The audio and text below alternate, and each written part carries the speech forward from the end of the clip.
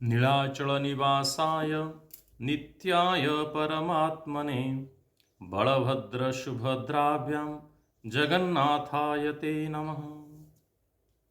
सम्माननीय शैलवाला स्वयं शासित महाविद्यालय अध्यक्षा professor Javeda Hussain, professor Suryaprasad Rath, professor in English university of north Texas USA, Mrs.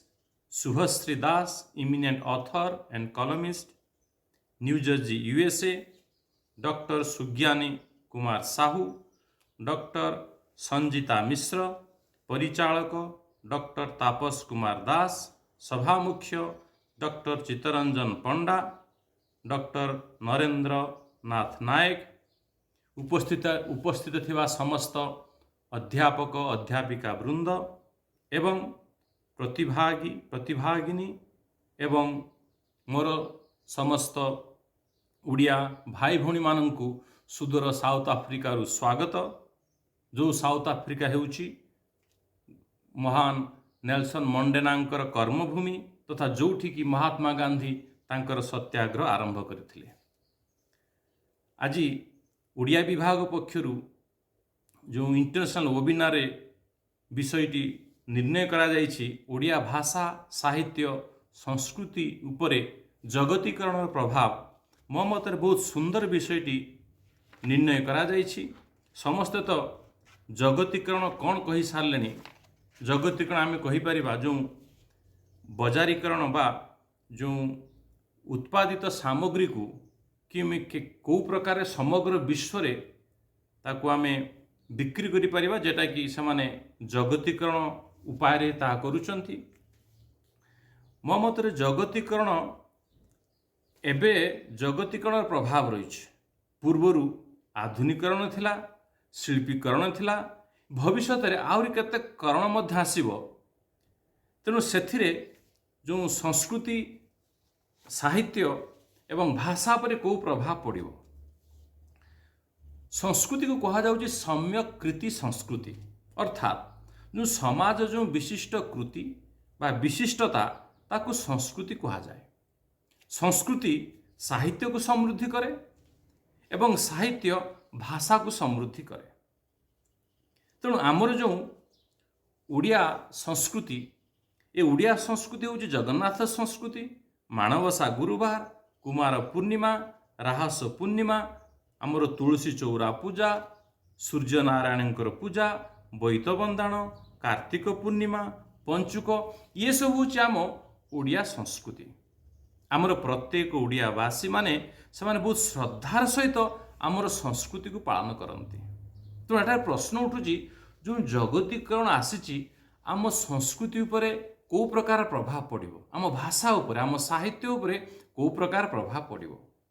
जदि गोटे समाज तार संस्कृति को आत्मविश्वास सहित अनुसरण करुथाए ताले जेकोसी करण आसले भी से सकारात्मक प्रभाव पड़िबो। जदि से आत्मविश्वास न थाए ताले नकारात्मक प्रभाव पड़िबो। तेणु प्रश्न उठुची आमे ओडियावासी आमर संस्कृति को, आमर साहित्य को, आमर भाषा को केते आत्मविश्वास सहित आगक नेउछु। यद्यपि आम प्रत्येक ओडियावासी आमर संस्कृति को बहुत श्रद्धार सहित पालन करुछंती। मु भावुची सेथे टिके आत्मविश्वास कम रोच। कहीं ना यद्यपि आम समस्त आमर संस्कृति को श्रद्धार सहित पालन करुछु, किंतु से जो संस्कृति आमर पाठ्यक्रम रे नाही। मु तो एबे कौन जानी नाही, मुझे पाठ पढ़ुली से जो रथयात्रा विषय बा माणवसा गुरुवार, कुमार पूर्णिमा, राहस पूर्णिमा, तुलसी चौरा पूजा, ये सब आम पाठ्यक्रम रे नथिला। तेणु एथिरे आम मनरे प्रश्न आसे, आमे जो पालन करुचु या वैज्ञानिक सम्मत तो? जदि वैज्ञानिक सम्मत पाठ्यक्रम रे काहींकि नाही?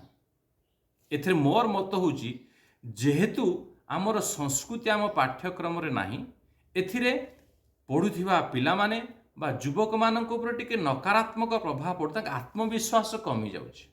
जेहेतु आत्मविश्वास कम, एथिरे कोन होउछि ना जगतीकरण नकारात्मक प्रभाव पड़ुछि, जोटा कि आज समस्त देखि पारुथिबे। सेहि पई मु भाबुछि ए विषयटा आज निर्णय करा जायछि। तेणु मो मतरे जदि आम यहाँ पाठ्यक्रम रखिबा, निश्चित भाव में जेकोसी करण जगतीकरण कौन जेकोसी करण आसले भी यह आमर भाषा आमर साहित्य को समृद्ध कर।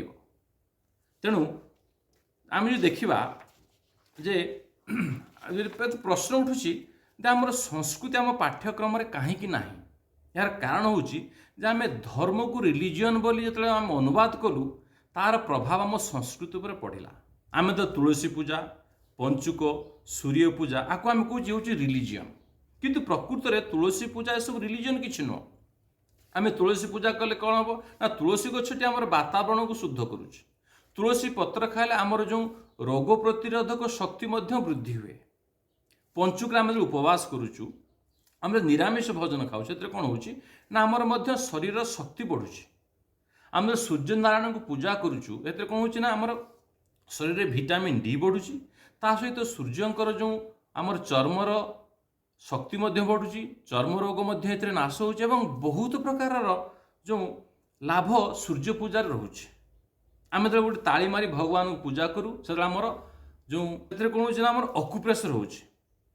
तेणु ये सब जिते सब आम जो संस्कृति जिते सब रोचे एते कौन रिलीजियन ना ये हूँ आमर स्वास्थ्य उपर बहुत सकारात्मक एवं मन उपर बहुत सकारात्मक प्रभाव पड़ुଛି।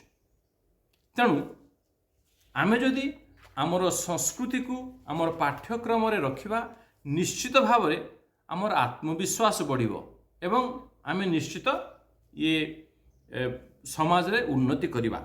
जेमती आमर आमर मिसेस शुभश्री मैडम कहले जे आम छेनापोड़ को आम कहूँ बर्ड चीज कहूँ कहीं आम आत्मविश्वास अभाव से जो छेनापोड़ आम पाठ्यक्रम ना आम आत्मविश्वास अभाव होम छेनापोड़ न कहीकि आम कौन कहूँ ना बर्ड केक।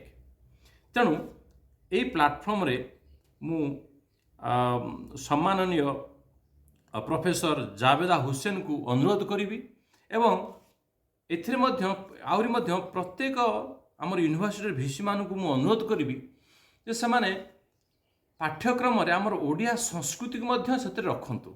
आम ओडिया संस्कृति रखा निश्चित भाव में युवपीढ़ी मान आत्मविश्वास बढ़िबो एवं आत्मविश्वास बढ़िले आमर संस्कृति आमर साहित्य आमर भाषा समृद्ध हबो एवं निश्चित भाव में जेकोसी जगतीकरण कौन जेकोसी करण आसले भी आमर संस्कृति समृद्ध हेबो।